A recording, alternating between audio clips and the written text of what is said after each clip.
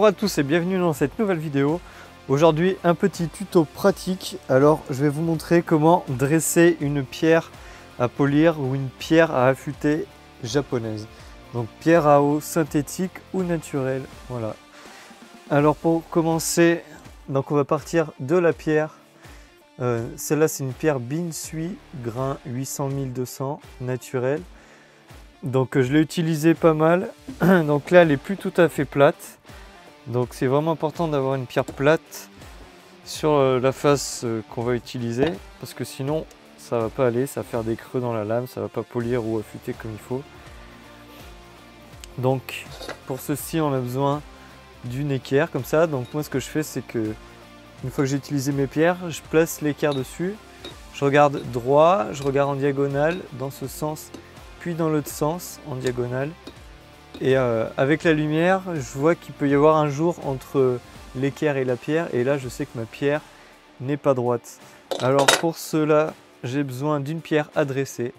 Voilà, donc en général, c'est une pierre avec des grains assez gros. Là, c'est du 120.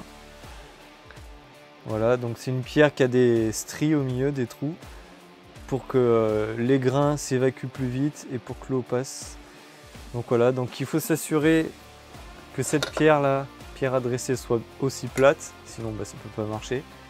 Donc voilà, je vous montre à l'équerre, voilà, là on voit que c'est vraiment plat.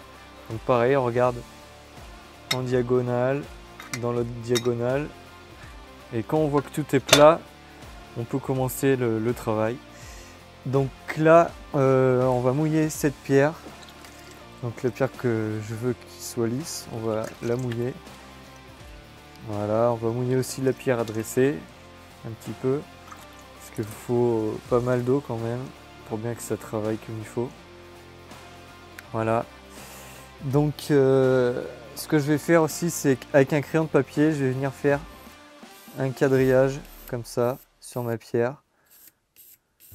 Comme ça, je verrai, avec la pierre à dresser, je verrai où est-ce que ça efface les traits. Alors je vais vous faire un gros plan sur la pierre, ça sera plus simple. Hop. Tac. Donc voilà, donc là je vais passer la pierre dessus et on va voir où est-ce que ça efface. Donc là où ça efface, ça veut dire que la pierre est en contact et que tout le reste c'est en creux en fait. Voilà, donc là je passe comme ça. Là déjà on peut voir qu'il y a cette zone, cette zone, cette zone, cette zone et cette zone qui sont plus en creux par rapport au bord.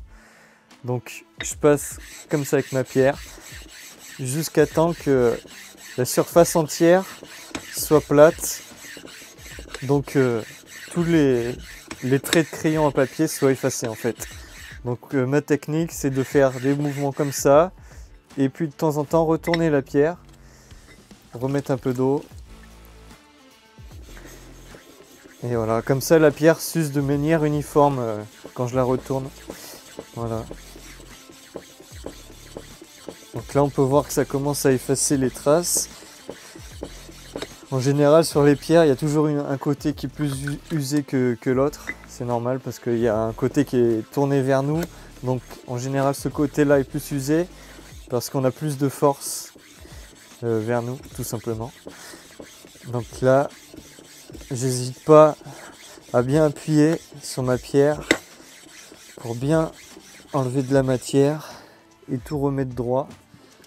Donc là, on peut voir qu'il y a encore un peu cette zone et surtout cette zone à remettre plate. Donc là, j'insiste bien sur cette zone-là. Donc après, suivant la pierre que vous avez, ça peut prendre plus ou moins longtemps à faire parce qu'il y a des pierres qui sont plus ou moins dures. Celle-là, c'est une pierre qui est entre les deux, donc ça va relativement vite à faire. Donc voilà, là on regarde. Donc tout là, on voit que les traits de crayon ont disparu. Là, il a quasiment disparu, il reste là et là. Donc là, ce que je vais faire, c'est que ma pierre était comme ça. Là, je vais la tourner sur le côté, comme ça, pour avoir plus de force. Et là, je vais passer comme ça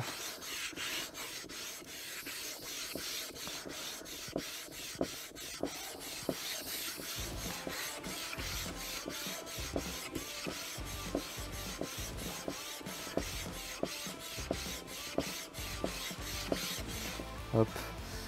Pas oublier de remettre de l'eau quand même de temps en temps pour bien que le grain s'évacue comme il faut.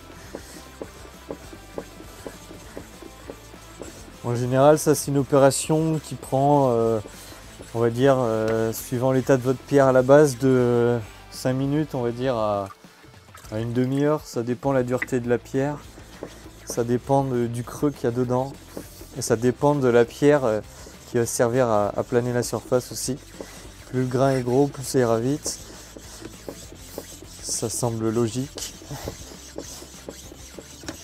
Donc là, je remets bien plat. Hop.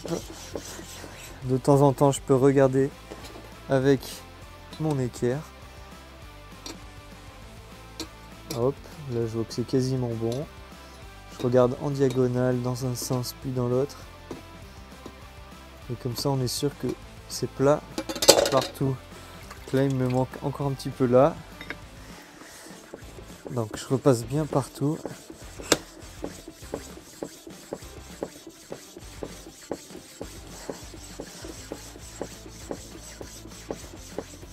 Là, je peux retourner ma pierre.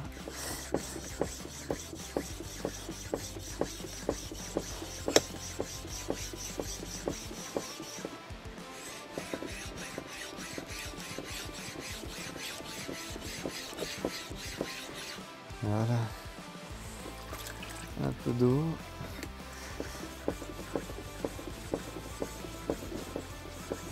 Faut pas hésiter à vraiment prendre son temps, parce que ça va vraiment faire une surface assez lisse à la fin. Donc après on pourra... La caméra a coupé, donc je reprends. Donc j'étais en train de dire que plus la surface est plane sur la pierre, plus ça sera facile pour affûter ou polir une lame comme il faut. Donc là j'ai fini de faire la surface du dessus. Là je suis entièrement lisse. Hors caméra, du coup ça a coupé parce que la carte était pleine dans la caméra, donc ça n'a pas enregistré. Donc ce que j'ai fait, c'est que j'ai passé les côtés à 45 degrés à la pierre. Donc je vais vous remontrer parce que ça a coupé. Alors en fait, une fois que j'ai fait le côté lisse comme ça, le côté plat, voilà, j'ai fait les côtés comme ceci à 45 degrés à peu près. Voilà. J'ai fait les côtés ici à 45 aussi à peu près. Et puis après j'ai remis un petit coup à plat. En fait je fais ça parce qu'en fait là, si on a un angle droit dans les angles, on risque d'abîmer la pierre quand on affûte le couteau, parce que si le talon du couteau tape le bord, ça risque de casser un morceau de pierre et après ça ferait des creux, on ne pourrait plus trop se servir de la pierre comme il faut. Donc là je fais un angle à 45 sur les côtés. Voilà, donc après je repasse un petit coup sur le dessus. Là je vous le montre vite fait parce qu'en fait je l'ai fait avant que la caméra, avant que la carte SD soit pleine. Voilà, donc une fois que j'ai fait ça, je peux remouiller un peu ma pierre. J'enlève tous les grains qui pourraient gêner pour regarder si la pierre est complètement lisse maintenant. Donc là je regarde à l'équerre et là je peux voir que ma pierre est parfaitement lisse, parfaitement plate, droite. Voilà. Je peux faire glisser mon équerre comme ça aussi pour voir. Ouais, nickel. Là c'est vraiment plat. Donc voilà, là la pierre est prête à être utilisée. Donc on peut utiliser cette technique pour les pierres naturelles comme celle-là ou pour les pierres synthétiques. Voilà, c'est le même principe. Donc j'espère que cette petite vidéo vous aura plu. Si c'est le cas, n'hésitez pas à laisser un pouce bleu, un pouce en l'air. Moi ça me fera plaisir, ça m'aidera pour la chaîne, pour la suite. Ça me motivera à faire d'autres vidéos de ce style-là. Si vous avez d'autres idées de vidéos que je pourrais faire, n'hésitez pas à me dire ça en commentaire sous la vidéo. Vous pouvez vous abonner à la chaîne en cliquant sur la cloche des notifications, comme ça vous recevrez toutes mes prochaines vidéos. Moi je vous dis merci et à la prochaine, ciao!